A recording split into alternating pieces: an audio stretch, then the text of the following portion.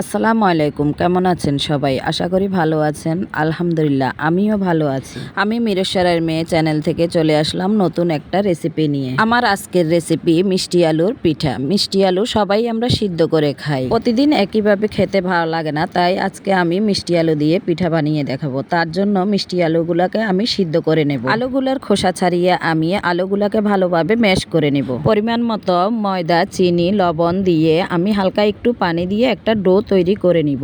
ডোটা যেন নরম না হয়ে যায়। আমরা বাসায় যেভাবে রুটি বানাই এভাবে মেখে আমি 1 ঘন্টার জন্য রেস্টে রেখে দিব। আমার ভিডিওগুলো যদি আপনাদের কাছে ভালো লেগে থাকে আমাকে লাইক, কমেন্ট, শেয়ার দিয়ে আমার পাশে থাকবেন। 1 ঘন্টা পর ফিরে এসে আমি ভালো করে ডোটা মেখে নিব। তারপর ছোট ছোট লেচি কেটে নিব। আমি হাতের তালুর মধ্যে তেল লাগিয়ে নিয়েছি আর একটা লেচি নিয়ে হাতের তালুর মধ্যে হালকা করে চেপে আমি গোল করে নিয়েছি।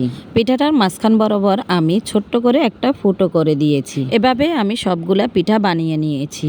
দেখেন আমার পিঠাগুলা দেখতে কেমন হয়েছে। আপনারা বাসায় একবার হলেও মিষ্টি আলুর পিঠা ট্রাই করে দেখবেন। আশা করি আপনাদের কাছে ভালো লাগবে। আমার পরিবারের সবাই এই পিঠাটা খুবই পছন্দ করে। এখন আমি চুলায় একটা কড়াই বসিয়ে দিব, দিয়ে দিব রান্নার তেল। তেলটা গরম হয়ে আসলে চুলার আঁচটা আমি কমিয়ে দিব। আমি কয়েকটা পিঠা তেলের মধ্যে দিয়ে দিব।